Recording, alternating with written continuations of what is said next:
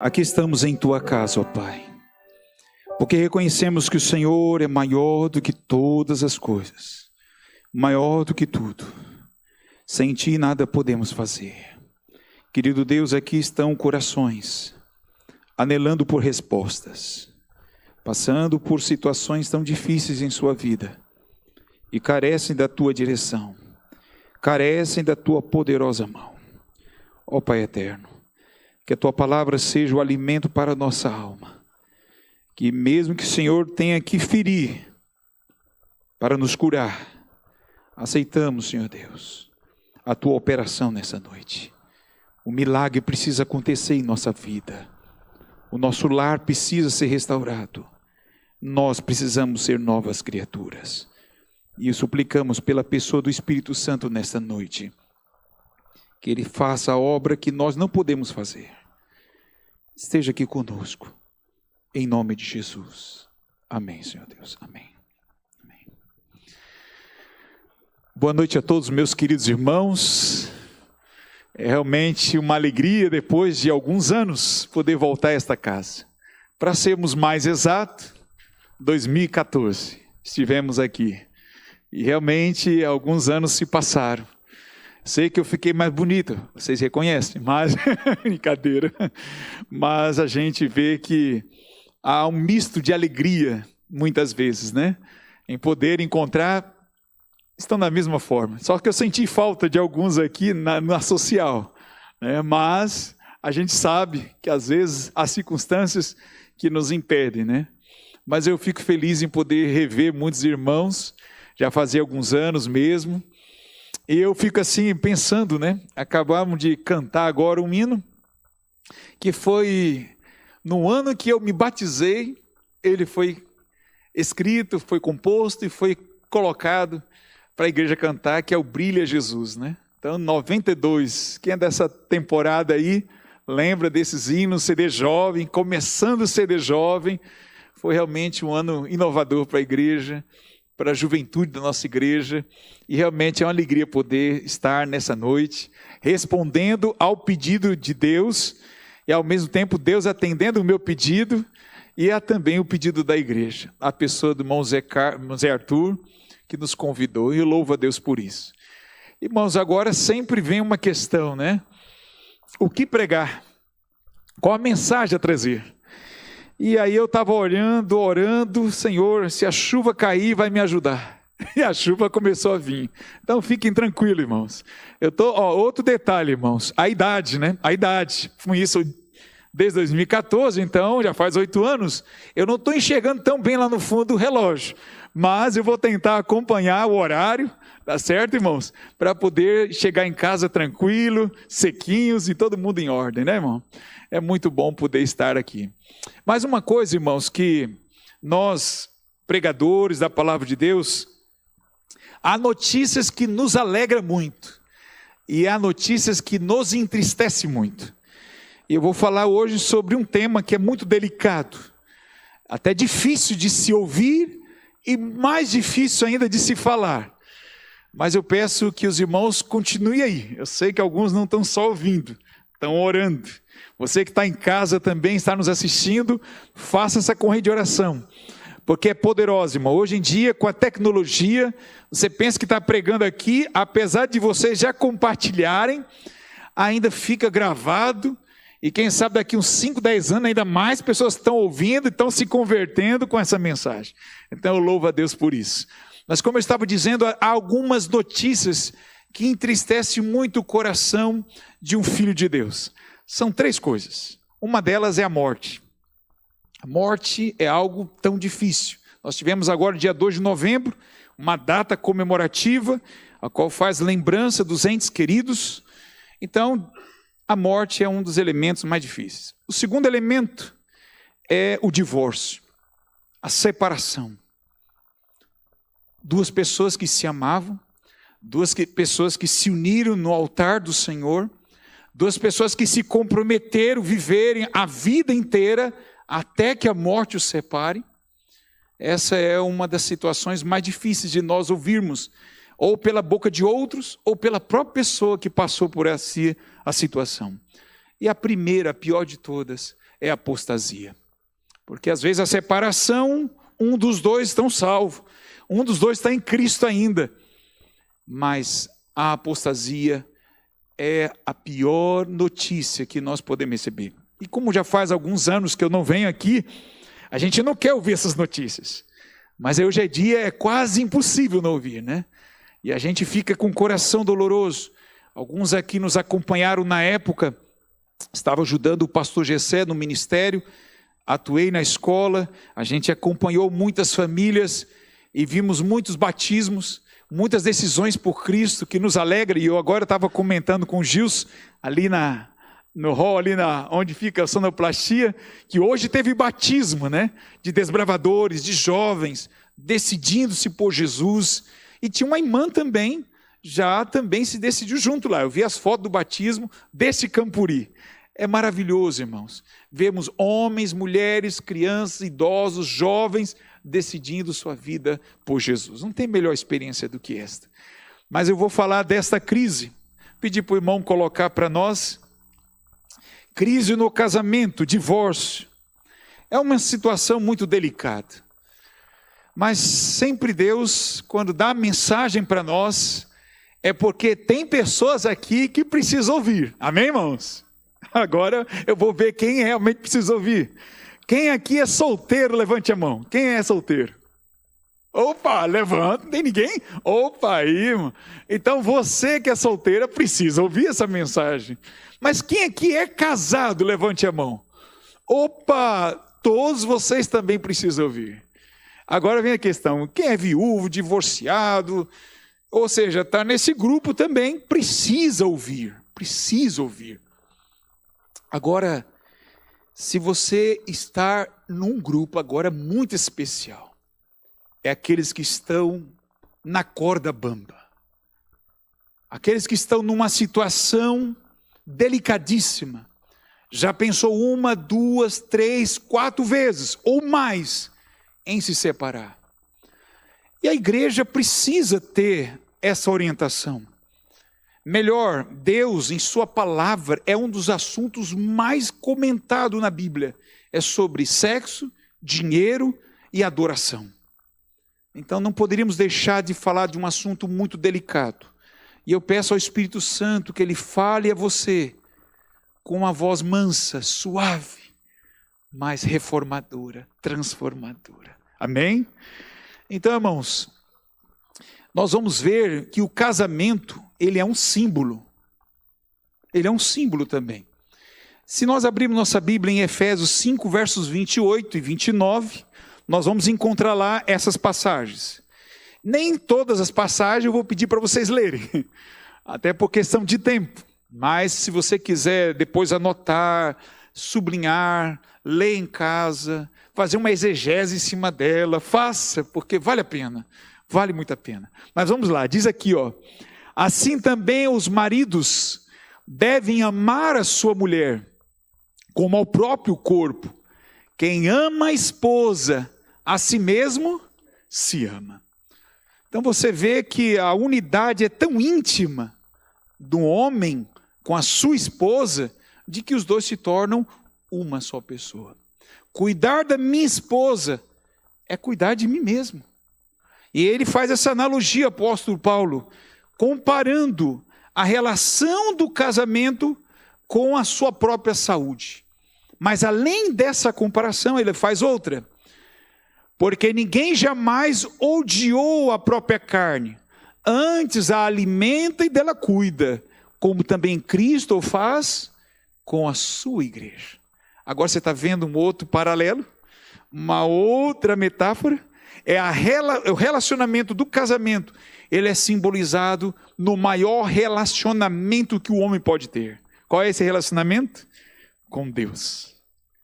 Você está vendo o terreno sagrado em que eu estou pisando agora? Quando fala de casamento, eu estou fazendo uma comparação da minha relação, a relação da igreja com Deus. Jesus, nesse caso, ele é comparado com quem? Com o esposo. Olha só o que diz o texto de Apocalipse, capítulo 19. Você vê que a preocupação sobre o assunto. Oh, benção, a chuva caindo. Oh, a comparação do casamento, ele é usado em Gênesis, que foi apresentado o primeiro casamento, e o casamento de novo é apresentado no Apocalipse. Ou seja, de capa contra capa. E olha só o que diz aqui. Porque são chegadas as bodas do Cordeiro, cuja esposa si mesma já se ataviou. Bem-aventurado aqueles que são chamados à ceia das bodas do Cordeiro. Então você vê aqui a relação entre Cristo e a sua igreja, o esposo e a esposa, né? O marido que é Cristo, ele nunca abandona. Ele nunca abandona. E nós temos duas passagens também, Jeremias, deixa eu ver aqui, acho que não está pegando, né? Jeremias e Hebreus capítulo 13, diz assim: de longe se me deixou ver o Senhor, dizendo, com amor eterno eu te amei, por isso com benignidade te atraí. Você vê a maneira atrativa de Jesus? Encantar a sua noiva, com benignidade te atrair. Assim é a maneira que Cristo nos atrai. É assim que o homem tem que atrair também a mulher. Com muita benignidade, com muito amor, com muita atenção, né? E essa atenção não pode ser só no momento do romance, no momento do namoro. Tem que ser no casamento, cultivado, sendo uma fonte de atração para o relacionamento. De maneira alguma te deixarei, nunca jamais te abandonarei. Irmãos, para quem aqui é casado, não sei quantos anos, alguém aqui é casado 1 ano? Alguém aqui é casado 1 aninho? Ninguém, todo mundo é mais de 1 ano. Ou tem alguém menos de 1 ano aqui? O jovem é menos de 1 ano? 2 anos? 2 anos, amém. Eu vou dizer uma estatística que é um pouco melindrosa. Dizem que o casamento tem 3 etapas em que dura o casamento. Até 2 anos é a fase de adaptação muito difícil, porque até 6 meses ainda é lua de mel, né? E depois dessa fase, aí começa um conhecer, vem o outro. Olha, esse sapato que ele não tira desse lugar. Ah, essa toalha molhada, já falei para ele colocar no cesto. E assim, essa fase de 2 anos, antes era tudo 1000 maravilhas, era só elogio, só tinha coisa boa. Mas depois começa a vir os defeitos, até 2 anos. Depois tem uma outra fase, é a fase até os 20 anos. Os filhos já cresceram, os filhos já saíram de casa. E muitas vezes, muitos lares, em que a razão principal do relacionamento eram os filhos, e quando os filhos saem de casa, acabou o casamento. Ou seja, o casamento já não existia.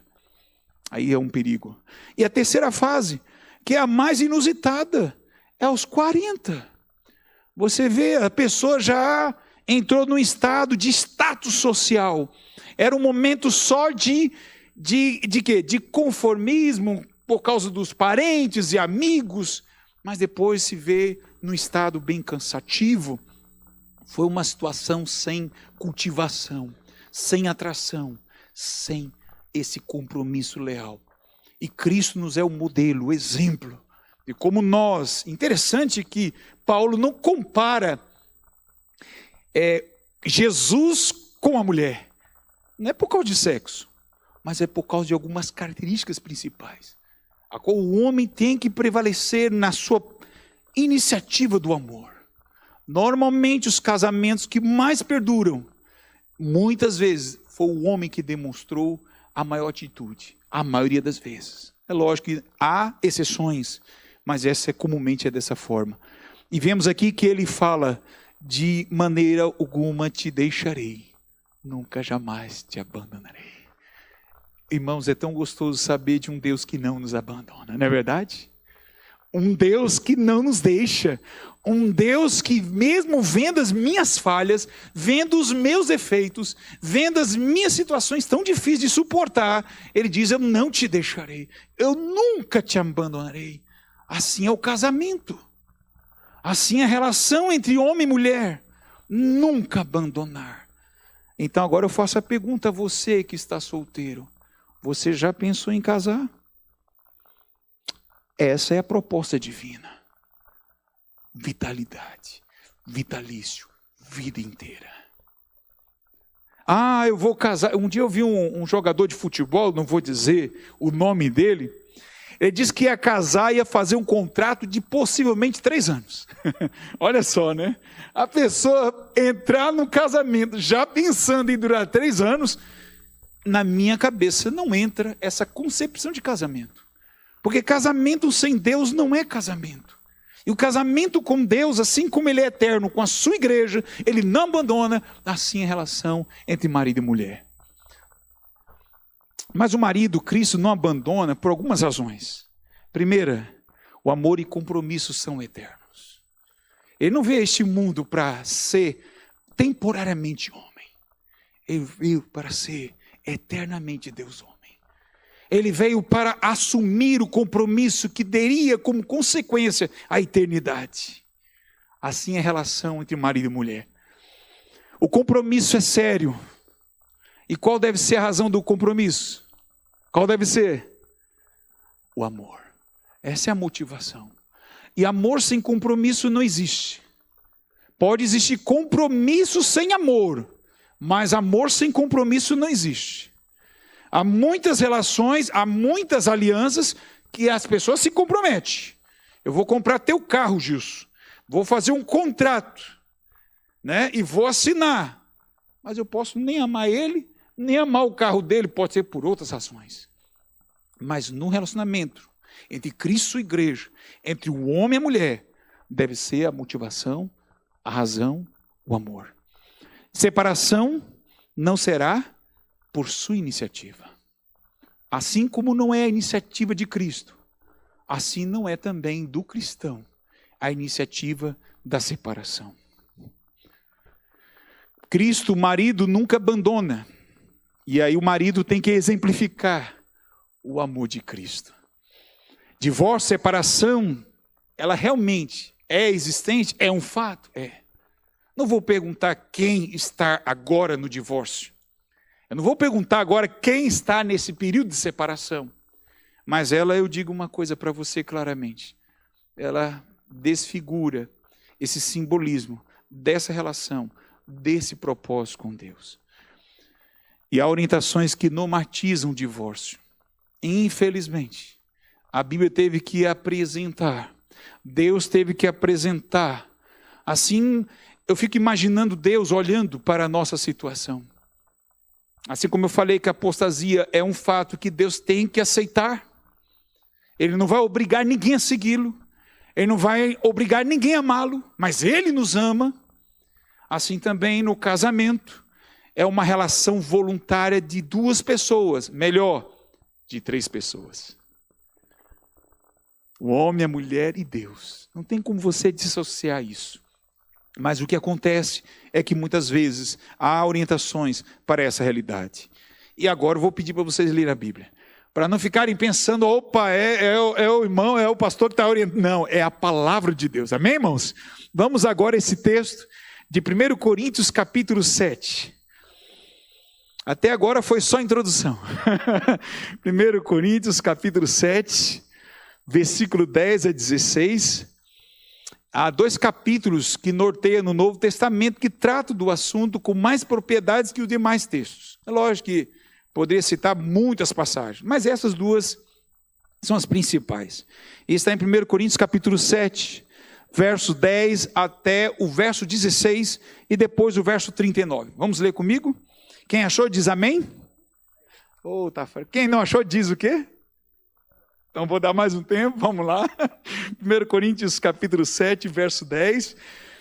Agora ele começa dizendo, apóstolo Paulo: aos casados ordeno, não eu, mas o Senhor. Por que ele está dizendo assim, eu e não o Senhor? Ele está dizendo assim na expressão usada, né? Jesus foi quem falou essas palavras que ele vai dizer. Então ele cita as palavras diretamente de Jesus. Mas a orientação é de Deus. Então, seja de Paulo, seja de Cristo aqui, vem da mesma fonte. Amém, irmãos? Mas ele diz aqui, aos casados ordeno, não eu, mas o Senhor, que a mulher não se separe do marido. Mas se ela se separar, que não se case de novo, ou que se reconcilie com o seu marido. Está vendo? Não se case de novo, ou se reconcilie com o seu marido. E que o marido não se divorcie da sua esposa. Aos outros digo eu, não o Senhor, agora as palavras dele, né? Se algum irmão estiver casado com uma mulher não crente, e esta concorda em morar com ele, não se divorcie dela. E se uma mulher estiver casada com um homem que não é crente, e este concorda em viver com ela, que ela não se divorcie do marido. Porque o marido não crente é santificado no convívio da esposa, e a esposa não crente é santificada no convívio do marido crente. E se não fosse assim, os filhos de vocês seriam impuros, porém agora são santos. Mas se o não crente, olha só o detalhe, mas se o não crente quiser separar-se, que se separe.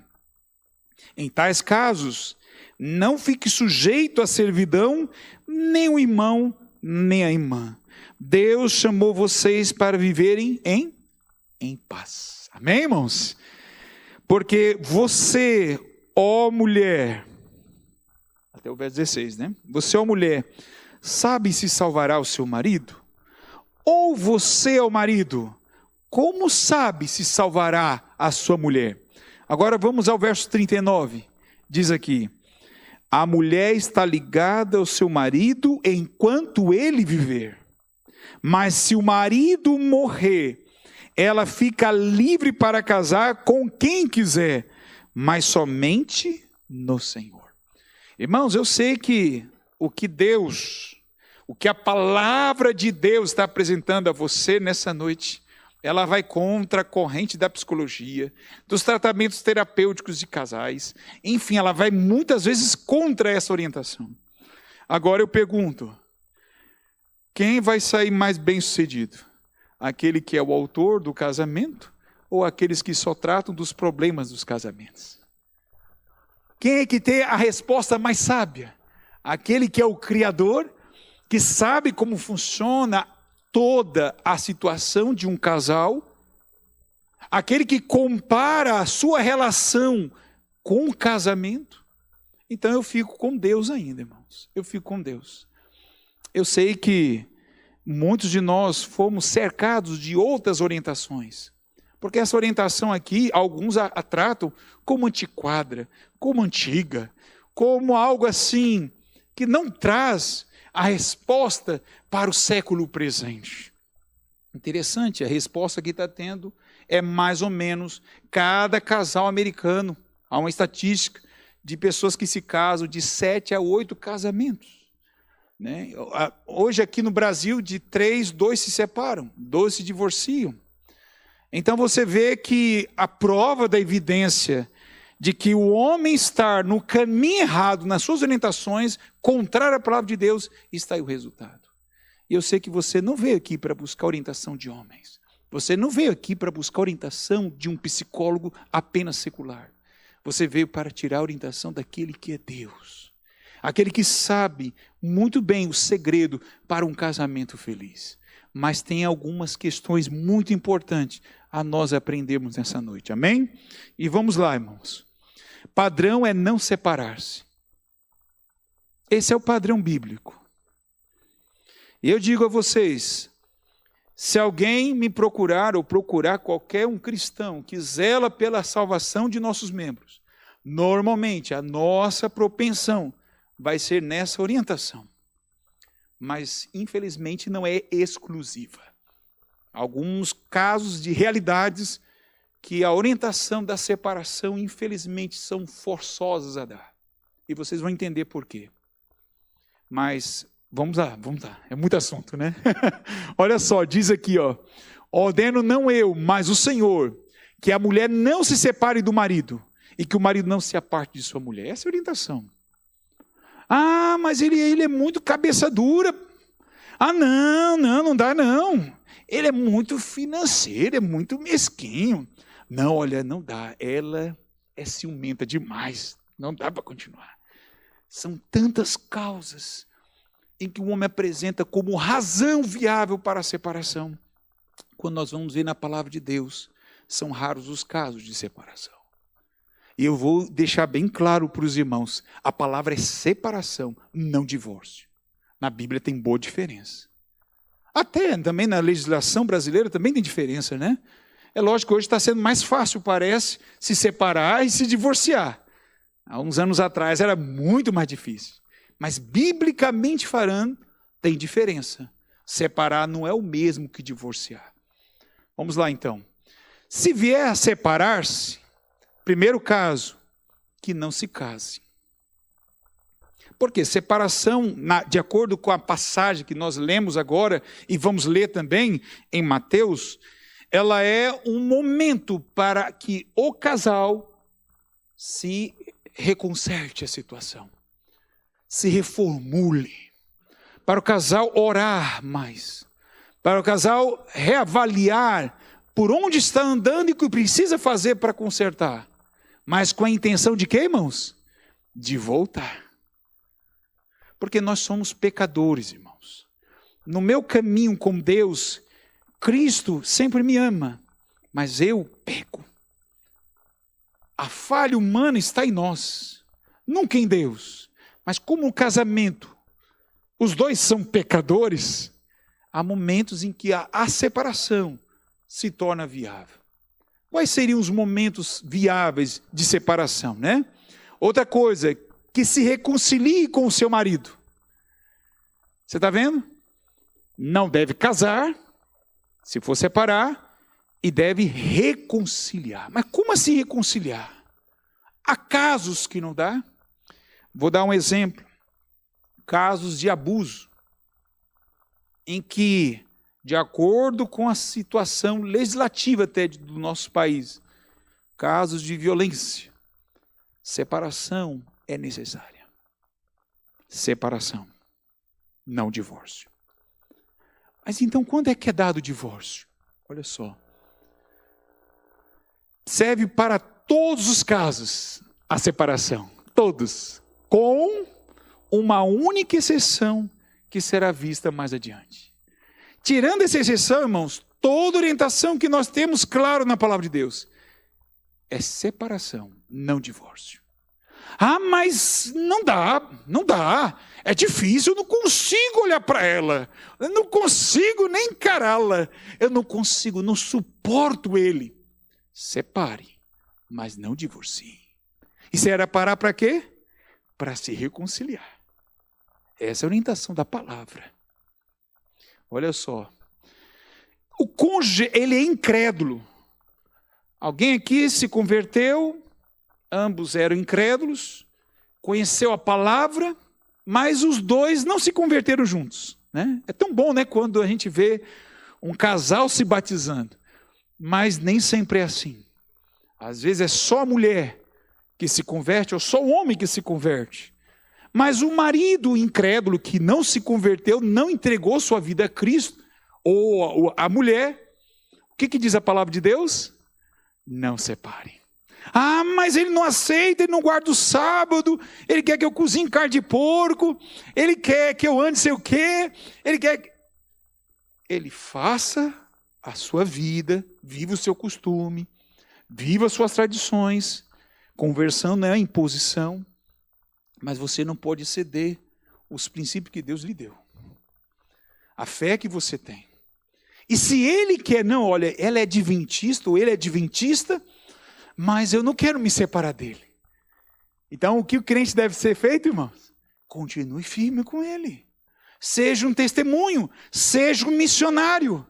E quantos casos que nesses 30 anos que eu tenho de adventista, porque a minha experiência, irmão, de casamento foi essa. Me casei com a minha esposa, da igreja, casamos virgens, mantivemos o casamento 23 anos. Mas quantos casais que eu vi em que a mulher era a única crente, manteve-se firme e o marido se converteu. Ou vice-versa, a mulher se converteu. Amém, irmãos? É uma vitória. E essa vitória Deus quer dar para você, se você vive essa realidade. Mas deve permanecer firme. Olha só, diz aqui, alguns são mártires vivos. palavra mártir, a gente sempre associa com alguém que morreu por testemunhar, né? Mas não. Mártir é alguém vivo também, é um testemunho constante. E esse é o chamado de Deus. Terceiro, podem ser a única esperança de salvação do cônjuge, porque essa é a maior pregação do Evangelho. A maior pregação não é a minha aqui, irmãos, não é a minha. A minha parte aqui é uma das menores que tem. A maior é lá em casa. É com quem vive com você 24 horas praticamente. A sua maneira de falar, as suas escolhas, é isso que leva muitos à decisão por Cristo. E oxalá que essa seja a realidade sua. Que você esteja sendo um testemunho constante do amor de Cristo a alcançar o seu cônjuge. Por que não abandonar, irmãos? Por que não abandonar? Porque eu não vou separar. Olha só o que Deus diz aqui, irmãos. Porque o marido incrédulo, ele é santificado no convívio da esposa. Você vê que a relação de marido e mulher é tão íntima, tão forte com Deus, que a mulher incrédula, ela está sendo santificada pela vida do irmão em Cristo que está casado com ela. Deus agora considera ela como sua. Você vê como é lindo isso? E ainda mais, olha quem vem junto. Pois como sabes, ó mulher, se salvarás teu marido? Ou como sabes, ó marido, se salvarás tua mulher? Como a salvação é uma decisão individual, ninguém é salvo por coletividade, né? Ninguém é salvo por pacote. A salvação é uma experiência única, mas a influência é válida. É isso que Deus está dizendo aqui. Pode ser que ele não se salve, mas a possibilidade é muito maior. Então, que você continue sendo missionário do seu esposo, da sua esposa. É a primeira ovelhinha de Jesus que Deus colocou na tua vida, é o teu esposo, que não é crente. Ou a tua esposa, e vem também quem? Os filhos. Se o descrente quiser separar-se, e se ele falar assim, ó, não, eu não aguento mais. Você com esse negócio de ir para a igreja, todo sábado põe esse vestidinho, vai lá para a igreja. Eu estou cansado, eu coloco o som bem alto, você não liga. E você, olha, você vem aqui, traz os irmãos para orar. Eu não aguento mais isso. Eu gostava de ir para a balada com você e você não vai mais. Eu gostava de comer tais coisas, você beber e você não faz mais isso. Eu não aguento mais isso. O que diz a palavra de Deus, irmãos? Nunca é de iniciativa do crente. Mas se o descrente quiser apartar-se, o que diz a palavra? Que se aparte. E não deve ser algo assim, irmão. Ufa, não chegava a hora. Não. É com muita dor, com muita tristeza. Mas se chegou a essa situação, por descrente tomar essa decisão, muitas vezes é porque Deus quer te conduzir para retomar sua vida. E você deve fazer uma avaliação da sua vida. Quanto pesou o seu testemunho para a vida dele? Há pessoas, irmãos, que só vai se decidir através do meu exemplo quando eu morrer. Já viu isso? A Bíblia fala que as obras do justo acompanharão até depois da morte. E nós estamos estudando a lição da escola sabatina, sabemos que eu não vou estar continuando com minha consciência após a morte, mas é que o meu testemunho perdurará na mente daqueles que tiveram a minha influência, mesmo depois de morto. E muitas vezes, em muitos casos, só vai ser depois dessa situação. Que oxalá não seja assim com você, com o seu cônjuge, mas se for, muitas vezes será necessário retomar a vida. Alívio aos conflitos. Deus não permite que nenhuma tentação venha sobre nós que seja além daquela qual podemos suportar. E Deus sabe de todas as coisas, irmãos. Muitas vezes, se continuasse a relação, poderia você perder a fé. Então, muitas vezes, Deus toca no coração do marido incrédulo a pedir essa separação. Irmão, há situações assim. Outro, esperança de retorno, às vezes por causa de enfermidade. Eu já vi muitos casos assim, irmão. Já vi casos de mulheres que foram fiéis, o marido largou, e depois que o camarada estava no hospital, depois que o camarada estava no leito, ele vai para onde, irmãos? Para a mulher fiel e crente. Aí ele volta. Deus não fez assim com Nabucodonosor? Deus faz assim hoje também. Às vezes não vem por amor, vem pelo quê? Pela dor. E essa é uma situação. Se eu for falar muito disso daí, irmão, vai à noite. Mas vamos lá. Opa! Aconteceu o inverso aqui, irmão, sem querer, né? Você falou para mim. Olha só, vamos tentar acelerar aqui. Bom que é rapidinho, né? Olha só. Vamos voltar aqui. Isso aqui já passou, já passou. Ah, opa! Esse quarto elemento não podia faltar.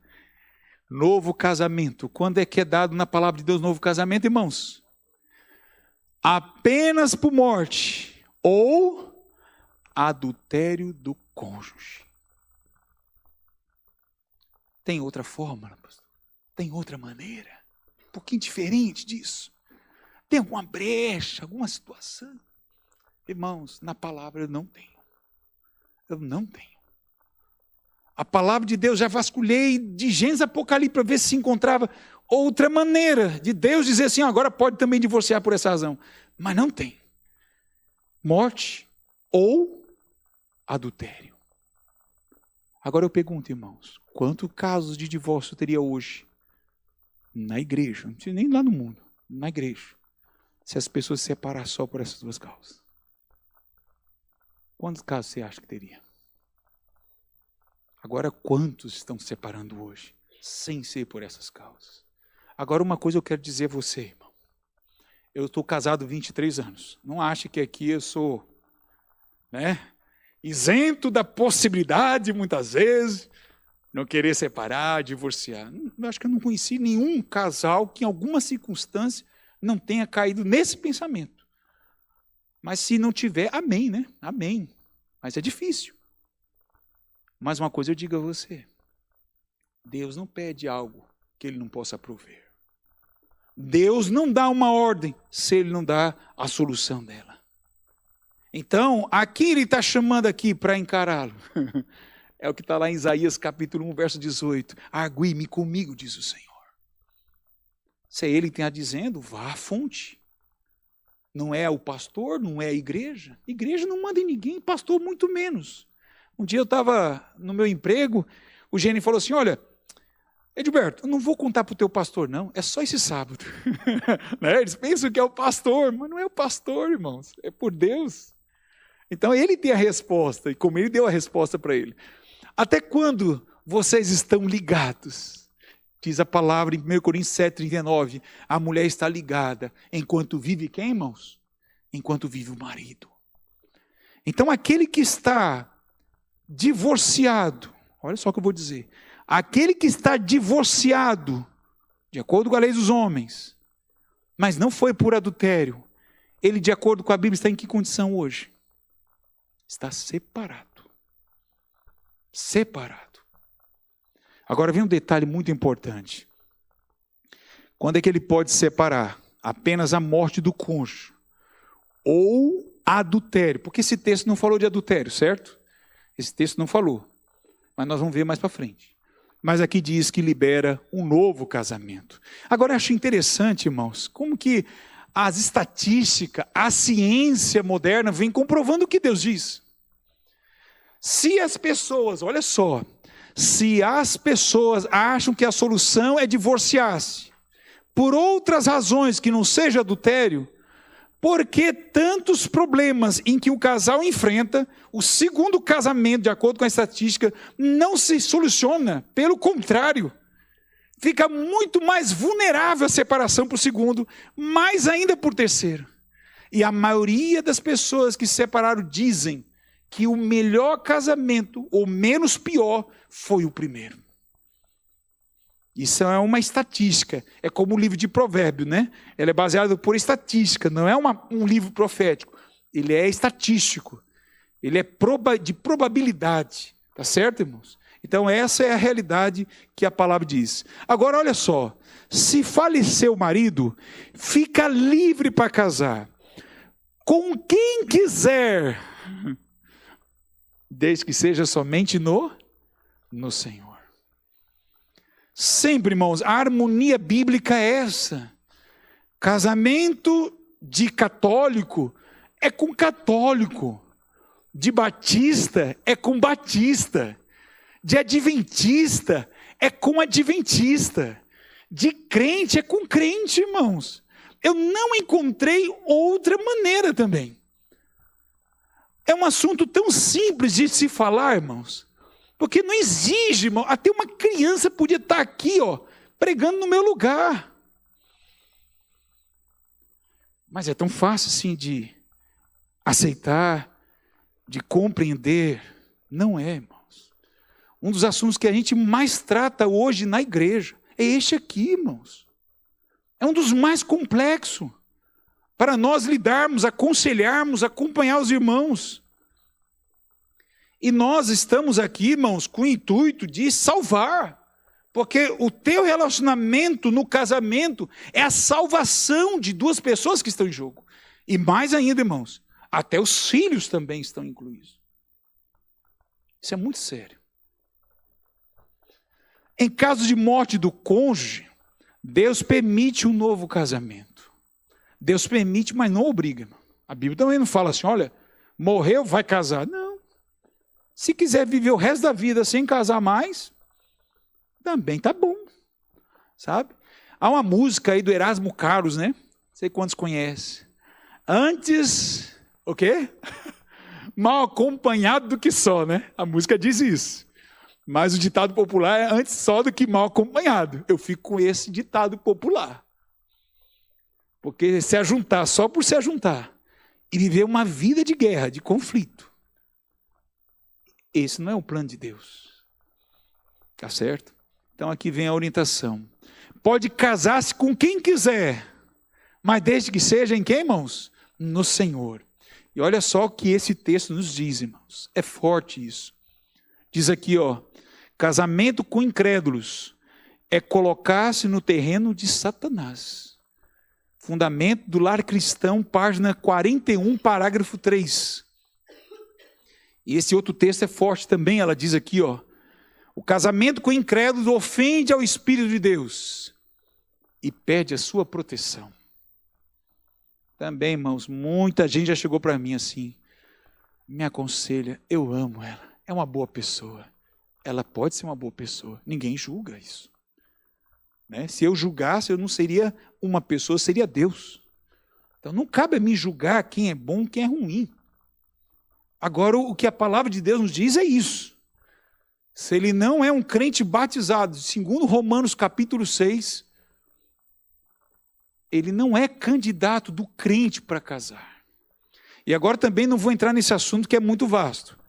Mas se você olhar nas escrituras sagradas, de Gênesis a Apocalipse, uma das maiores causas de apostasia no povo de Deus tem sido relacionamento, seja de casamento, seja de sociedade com incrédulos. E aí nós temos muitos casos. Interessante que isso não está só em Gênesis, está na época do Apocalipse. É em nossos dias. E esse caso, irmão, é tão pouco observado, a gente olha tão pouco, porque se contássemos, nós perderíamos o número. Então, irmãos, aqui é algo muito sério.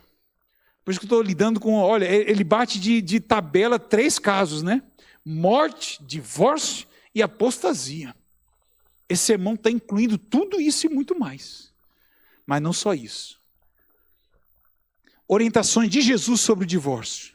Vamos terminar com este agora. Mateus capítulo 19, verso 3 a 12. Vamos abrir então? Mateus capítulo 19.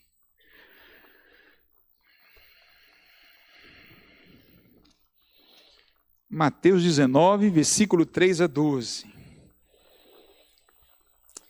Alguns fariseus se aproximaram de Jesus e testando-o. Olha só, irmãos, o assunto é tão delicado, tão importante, irmãos, que você vê que foi um assunto em que os fariseus entraram para tentar Jesus. Se esse assunto não fosse tão importante para Jesus, os inimigos de Deus nunca iam querer também entrar com esse assunto. Você vê? E ele continua dizendo ainda, olha só o verso 3. E perguntaram, é lícito ao homem repudiar a sua mulher por qualquer motivo? Lembra que eu falei sobre as razões? Quais são as razões de divórcio, irmão? Segundo a Bíblia? Quantas causas? Uai! Quais são as causas? De divórcio. Não. Então vamos lá com Jesus agora que ele vai dizer. Vamos lá. Se Paulo não foi explícito agora, Jesus vai ser. Vamos lá então, olha só, irmãos. Jesus respondeu então, irmão, vocês não leram que o Criador, desde o princípio, os fez homem e mulher, e que disse, por isso o homem deixará o seu pai e a sua mãe, e se unirá à sua mulher, tornando-se os dois uma só carne, de modo que já não são mais dois, porém uma só carne. Portanto, que ninguém separe o que Deus ajuntou. Está vendo? Deus está falando do princípio. Os fariseus perguntaram, então por que Moisés ordenou dar uma carta de divórcio e repudiar a mulher? Jesus respondeu, foi por causa da dureza do coração de vocês, que Moisés permitiu que vocês repudiassem a mulher. Mas não foi assim desde o princípio. Eu, porém, lhes digo. Irmão, quando Jesus fala essa expressão, eu, porém, vos digo, irmãos, ele está deixando bem claro para a sua igreja que o que vale é o que ele está dizendo agora. Não é o que foi dito pela autoridade da igreja, mas pelo que ele diz. Olha só o que ele diz. Então ele diz aqui, quem repudiar a sua mulher, não sendo por causa de relações sexuais ilícitas, e casar com outra, comete o quê, irmãos? Comete o quê, irmãos? Comete adultério. Os discípulos de Jesus disseram, quem sabe você esteja fazendo essa mesma pergunta inconscientemente, ou esteja fazendo essa pergunta agora silenciosamente. Qual foi a pergunta dos discípulos aqui, irmãos? Eles já pegaram rapidinho a ideia do pensamento. Eles já foram rapidinho lá, Jesus falou aqui, eles já estavam lá. E olha só o que eles falaram. Os discípulos de Jesus disseram, se essa é a situação do homem em relação à sua mulher, não convém o quê, irmãos? Não convém casar. E olha só o que Jesus disse aqui, irmãos. Ele quase que endossou, mas ele não endossou totalmente, mas ele quase que endossou. Ele diz aqui, nem todos são aptos para aceitar esse ensinamento, mas apenas aqueles a quem isso é dado. Porque há eunucos de nascença, há outros a quem os homens fizeram tais. E agora vem a parte mais difícil, irmãos. Há outros que o fizeram eunucos. Por causa do que, irmãos? Por causa do que, irmãos? Por causa do reino dos céus. Quem é apto para aceitar isso? Que o que, irmãos? Que aceite. Se até aqui você estava achando difícil esse sermão, pesado, foi só leve. Agora vem a parte mais difícil. Jesus foi mais direto ao ponto. Quais são os casos permitidos por Deus de divórcio, irmãos? Quais são? Qual, irmão? Adultério. Que morte, né, irmão? Aí morte, né? Agora de permitir para separar só o adultério. Pronto, irmãos. Esse assunto ficou claro, irmãos? Ficou claro. É fácil, irmãos? Não. Mas olha só que ainda vem mais. A união carnal altera a natureza da pessoa, irmãos. Não são mais dois, porém uma só carne. E quando você vai entrar mais profundamente nas escrituras sobre essa situação de tornar uma só carne, sabe o que Paulo declara mais diretamente o que é, irmãos? É a relação que, irmãos? Sexual. Que só é autorizado por Deus dentro do que, irmãos? Dentro do casamento. Você vê que a palavra de Deus não é tão clara, tão direta, simples. Sexo só marido e mulher. E quando há essa junção sexual, muda a natureza psíquica, emocional, social, em vários aspectos da natureza do homem. As pessoas já não são mais as mesmas. Há uma mudança de natureza. De duas passa para uma unidade. Uma união efetivada por Deus. É uma ligação vitalícia, irmãos. Ela altera a natureza de tal forma, irmãos, físicas, emocionais, profundas demais. Profunda demais. Por isso que dentro de uma relação entre homem e mulher, quando se separa, divorcia, segundo as pesquisas da psicologia, é a segunda causa mais traumática na experiência humana. A pessoa não é mais a mesma. Ele muda a personalidade, muda a sua natureza de relação, muda quase tudo na vida dele. Não é mais o mesmo. E olha só o que vem mais, irmãos. Rompimento, divórcio é muito doloroso e traumático. Deus não aprecia o sofrimento, irmãos. Quando Deus fala assim, não divorcie, irmão, é porque Deus sabe que divorciar vai sofrer. E vai sofrer como nunca. Quando a causa não é a justificável. Mas não porque Deus quisesse que separasse. Mas é porque Ele sabe que muitas vezes, um casal que se permanece junto, a maioria das vezes, não é sempre, ele nunca mais vive em paz um com o outro. Fica sempre aquele ciúme. Ele vai me trair de novo? Ela vai me trair de novo?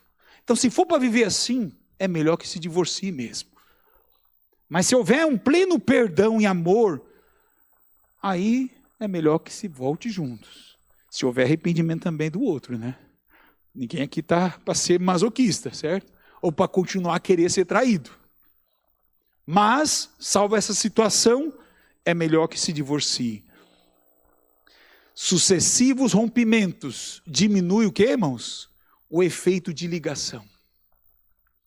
Por isso você vai ver, irmãos, que normalmente o segundo casamento mais bem sucedido são entre pessoas viúvas, né? Ambos já tiveram um amor lindo com sua esposa, seu esposo, ou às vezes a outra pessoa é vítima. Por ela vivia na fidelidade, o caráter dela correspondia a isso, ela casa de novo, ela pode ser feliz no segundo casamento. Mas quem normalmente é o culpado do divórcio, que normalmente é os dois, mas há casos em que é um só, normalmente o segundo casamento não espere ser bom. Não espere ser bom. É triste isso, mas é realidade. A separação não deve ser nunca da iniciativa humana. Olha só, portanto, o que Deus ajuntou, não separe o homem. Agora, se o homem não deve separar, quem vai separar, irmãos? Ninguém. Porque da parte de Deus nunca vai ser o casamento. E se numa parte dos dois, então viverá o quê? Para sempre. E esse é o plano de Deus. Agora, irmãos, por que existem orientações sobre divórcio no Antigo Testamento, irmãos? Por causa da dureza do vosso coração. Entretanto, não foi assim desde o princípio. Interessante observar, irmãos, que é por causa do coração que é duro. Então, se tiver alguém pensando em separar, que não é por causa de adultério, eu quero dizer uma coisa a você. Eu já estou fazendo um eletrocardiograma agora. Eu já estou fazendo um eletrocardiograma agora gratuitamente, irmãos. Sabia disso? É porque o teu coração está duro. Mas quem deve fazer a mudança, irmãos? É eu, pastor? É o ancião Zé Arthur? Samuel? Não. É aquele que diz, eis que farei de ti, do teu coração de pedra, um coração que? De carne. É esse cirurgião que quer salvar teu casamento. É esse que quer operar essa transformação, que somente ele, e você está vindo agora para a mesa de cirurgia agora. Amém, irmãos? Você está agora na mesa da cirurgia. E ele quer operar no teu coração agora. Agora eu pergunto, você quer permitir ele fazer essa operação? Ele quer salvar a tua vida, ele quer salvar teu casamento, ele quer salvar seus filhos, ele quer salvar você. Irmãos, quem sabe essa hora seja a última vez que você está ouvindo a voz dele. Porque lá fora, irmão, você vai ouvir só um conselho: separe, divorcie, traia. Essa vai ser a voz do tentador. Mas a voz de Deus nessa noite é: filho, dá-me teu coração, eu quero quebrantá-lo, eu quero amolecê-lo, eu quero fazer você um coração novo, um coração puro, um coração amoroso, um coração transformado. Amém, irmãos? Essa é a vontade do Senhor. Agora, separação mais novo casamento de acordo com Jesus é o que, irmãos? O que ele falou aqui, irmãos? É adultério. Ah, não, isso é divórcio. É adultério. Não, isso é separação. É novo casamento. É adultério. É o que disse Jesus, irmãos. E contra ele eu não contesto. Eu não vou contestar a palavra de Jesus. E olha só o que ele diz, irmãos. Quem repudiar sua mulher e casar com outra, comete adultério. E o que casar com a repudiada, também está cometendo adultério. Ou seja, vou dar um exemplo para ficar claro, eu e a Débora, né? Se caso nós quiséssemos separar, e outro casasse com ela, estaria adulterando, e eu casando com o outro, estaria adulterando. Ah, porque ela não gosta. Não, eu estou em adultério e ela estaria em adultério. É assim diz o Senhor. É difícil, irmão. Agora, a única exceção é sendo por causa de relações sexuais ilícitas. E existe até relações sexuais ilícitas virtuais. Né? Antigamente, no tempo de Jesus, não tinha essa tecnologia não, né? Era só no tete-a-tete, no corpo. Agora é virtual, até mais do que esse físico. Separação em casos muito extremos pode ser um mal menor, mas não autoriza um novo casamento. Não autoriza. Agora, irmãos, isso aqui é forte, né, irmão? Eu não vou perguntar esse assunto, irmão, para ninguém. Mas você deve conhecer alguém que está assim. Alguém que se separou, que não foi por causa de adultério. E de acordo com o que Deus diz aqui, não deve contrair novo casamento. Então ele deveria fazer o quê?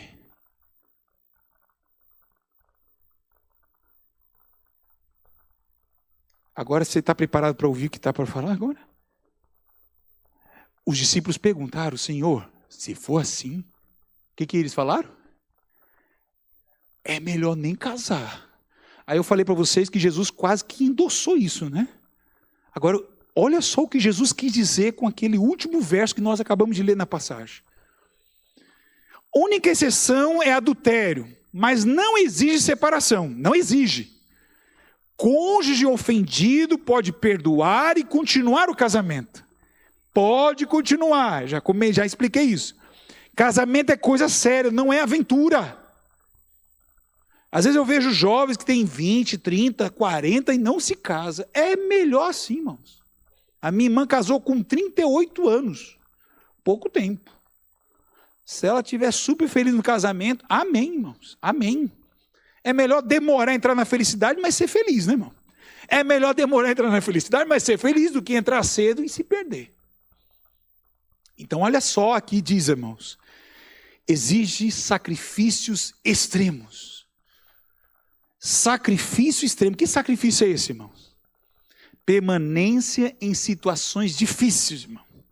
Nem todos são aptos para receber este conceito, mas apenas aqueles a quem é dado. Quem é dado, irmãos? A quem é dado? Olha só, somente por milagre de Deus. Agora eu digo, irmão, você está entrando na área mais melindrosa. Nisso aqui, irmãos, olha só, eu quero de novo pintar esse quadro. Eu não gosto mais da Débora, só para vocês ficarem mais vivos, né? Mais próximos. Eu não gosto mais da Débora. A gente vive discutindo, vive brigando. Ela não me traiu, eu não traí ela. Mas a gente não se suporta mais, a coisa está feia. Em casa, meus filhos só ouvem xingamento e palavrão. Não vou mais à igreja, nem ela vai mais à igreja. A situação está caótica. Deus diz para o crente o quê? Permanecer. Agora, como permanecer? Aí diz aqui, ó. Cristo libera a habilitação do alto. Agora começa a vir o milagre. Casamento é um milagre, irmãos. É um milagre. E diz ainda mais. Cristo também escolheu permanecer nas piores condições. Lembra? Eu não abandonarei. Somos chamados a seguir-lhe o exemplo. Impossível por esforço pessoal, irmãos. Impossível. Você pode procurar 1000 psicólogos, fazer vários tratamentos terapêuticos. Mas tem situações, irmãos, que é só um milagre vai manter seu casamento. E olha só o que diz aqui, irmãos. Envolve a negação do eu. Pode exigir privação dos direitos sexuais. Eu conheci um irmão da igreja que falou assim para mim, pastor, faz 8 anos que eu não faço sexo com a minha esposa. 8 anos. Jejum total. 8 anos. O que diz a palavra de Deus, irmãos? Que o homem tem direito sobre o corpo da mulher. E a mulher tem direito sobre o corpo do homem. Não é assim que diz a palavra, irmãos? Mas neste caso aqui, para não haver o divórcio, para salvar o casamento, mais do que isso, para salvar a tua alma, é assunto muito sério, irmãos. Muitas vezes nós temos que privar dos nossos direitos sexuais. São eunucos por causa do que, irmãos? Do reino de Deus. O que é eunuco, irmão? Alguém sabe o que é eunuco? Alguém sabe o que é eunuco? Sabe, irmão Zé? O que é eunuco? Não manter relação sexual. Há aqueles que são feitos eunucos. Há aqueles que nasceram eunucos. Tem pessoas que têm o dom do celibato. Ou tem algum problema genético. Ou algum problema de órgão reprodutor. Nasceu já eunuco. Certo? Outros são feitos. A Bíblia cita de um. Pelo menos na Bíblia, os 4 amigos de Daniel. Daniel e os 3 amigos. Foram para entrar na corte babilônica, além de serem nobres, inteligentes e tudo mais, ficaram eunuco. Mas há um terceiro, que é por causa do reino de Deus. Porque há eunucos de nascença, outros a quem os homens fizeram tais, e há outros que a si mesmos se fizeram eunucos. Se fizeram eunuco por quê, irmãos? Por causa do reino dos céus. Quem é apto para admitir, que admita. Você está apto a admitir isso? Eu falei desde o início que o que eu ia pregar é algo inusitado. Impopular no mínimo. Mas olha só o que diz aqui. Aptidão recebida por pedido. Pedida a se vos dá. Buscais e achareis. Bater abrir-se-vos-á. Pois todo o que pede recebe. O que busca encontra. A quem bate, abrir-se-lhe-á. Esse verso é aplicado para muitas situações, e nessa não seria diferente. Há situações, irmãos, em que a outra pessoa, o seu cônjuge, não vai aceitar o evangelho, não vai aceitar o plano de Deus, não vai te trair, não vai querer separar e não vai querer ter relação. E você deve fazer o quê? Orar, vigiar, se cuidar, se privar, ficar até virgem, se for o caso.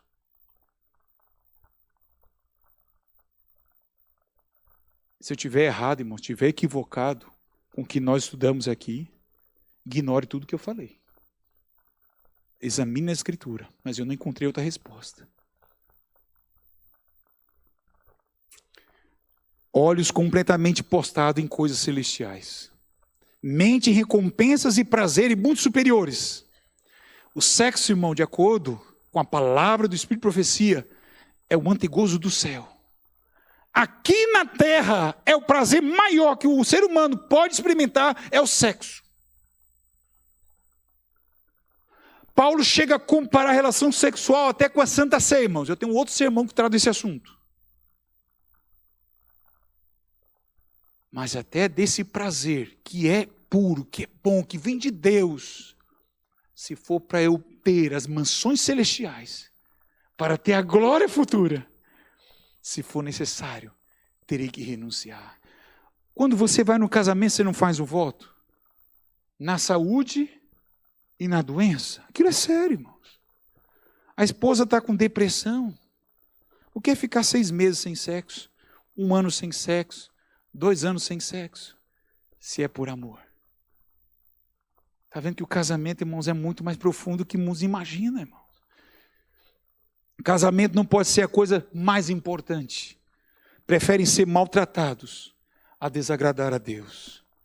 Moisés preferindo ser maltratado junto com o povo de Deus, a usufruir prazeres transitórios do pecado, irmãos. Porque o pecado que é o adultério. Se for para mim não pegar a pornografia como subterfúgio, nem a masturbação para ser subterfúgio, mas se for para mim manter-se puro e fiel a Deus, olhando para prazeres maior. Agora eu digo, irmãos, o crente que está nessa forma, ele já está vivendo o céu aqui na terra. Isso é cristianismo. Pode ser o quê? Olhado com o quê, irmãos? Olha só. Com desprezo e vergonha. Hebreus capítulo 11, verso 26. Portanto, Moisés considerou o opróbrio de Cristo, irmãos, por maiores riquezas do que os tesouros do Egito, porque ele contemplava o quê, irmãos? O galardão.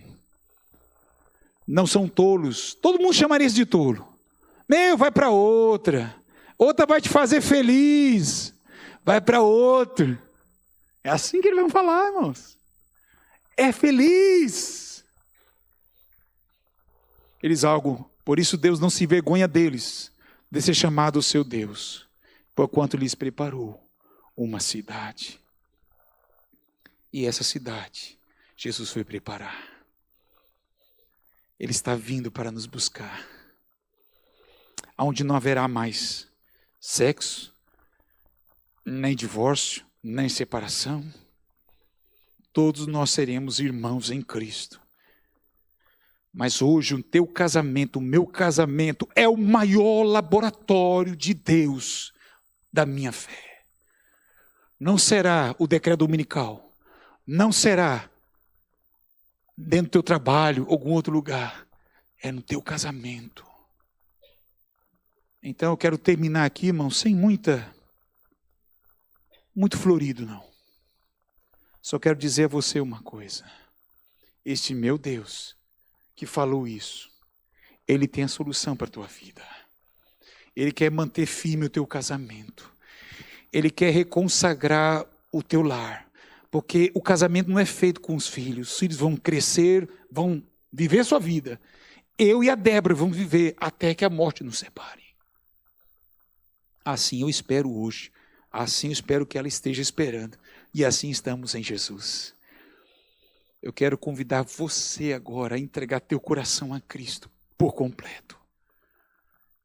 Você pode estar vivendo hoje uma dor, um sofrimento que somente Ele tem um bálsamo. Só Ele tem a cura. Só Ele pode curar tuas feridas, porque a dor é muito grande. Pode ser que aos olhos dos homens já está resolvido, mas você e Deus e ela ou ele não está resolvido. A tua vida eterna está aqui. A mesa de cirurgia está agora. Ele quer operar. Ele quer salvar você. Você permite hoje Ele fazer essa operação? Você permite hoje Ele dizer, filho, eu vou reconstruir tua vida. Eu vou dar ela para você de novo. Eu vou dar ele para você de novo. Ele pode fazer isso? Pode. E Ele quer. Ele quer curar você por completo. Vai ser fácil? Não. Mas vai ser salvífico. Porque só Ele tem essa promessa. Só Ele tem essa resposta. E eu quero convidar você agora comigo a se colocar em pé e orarmos. Porque eu sei que Deus quer fazer algo que até agora Ele não fez no teu coração. Eu quero orar por você agora. Querido Deus, Senhor, nosso Pai. É muito difícil de admitir isso daqui. É muito difícil, ó Pai. Nós não conseguimos, ó Deus. O casamento é algo tão sério aos teus olhos, tão profundo, que o Senhor compara o casamento com a relação que temos com Cristo Jesus. Um esposo fiel, o esposo leal, mas nós somos tão infiéis, somos tão fracos. Muitas vezes o pecado parece ser tão atrativo para nós, mas pelo poder que vem do alto, de transformar corações, eu peço, ó Pai, que o Senhor opere essa transformação no nosso coração, restaurando nossas feridas, ajudando na reconciliação com o nosso cônjuge. Precisamos renovar nossa aliança de casamento, porque eu sei que de todos que estão aqui casados, nenhum está isento de um dia cair na tentação de divorciar-se. Mesmo os que têm 2 anos, mesmo os que têm 20 anos, mesmo os que têm 50 anos. Mas uma coisa é certa, queremos a fórmula do amor em nossa vida. Queremos perdoar e ser perdoados. Queremos voltar a crescer no relacionamento. Um relacionamento que é mais profundo que é o casamento. Abençoe, Senhor Deus, aqui, pessoas que estão sofrendo a separação, mas que precisa retornar para o seu esposo ou para a sua esposa. Aqui também tem pessoas que estão solteiras, que tomem essa decisão muito séria do casamento como algo tão profundo na vida, que não tome de forma leviana, mas consciente na palavra do Senhor. Aqui, ó Deus, também estão pessoas que estão casadas por muitos anos, mas têm vivido uma vida monótona no seu casamento. Não tem mais intimidade, não tem mais entrega, não tem mais sacrifício. Restaura esse casamento, ó Pai, porque no momento mais frágil que passarem, sofrerão a ruptura, mas precisam estar afirmados na rocha que é Cristo. Ó Pai, eu sei que o Senhor me trouxe para essa noite, eu sei que o Senhor está me usando agora, e eu peço em nome de Jesus que o Senhor opere este milagre, em nome dele eu oro. Amém, Senhor Deus, amém, amém. Que Deus te abençoe e te guarde, que a paz de Deus esteja no teu coração em plenitude do Espírito, amém, irmãos, amém. E peço perdão pelo pouquinho do passado tempo, mas que Deus abençoe o retorno de vocês, amém.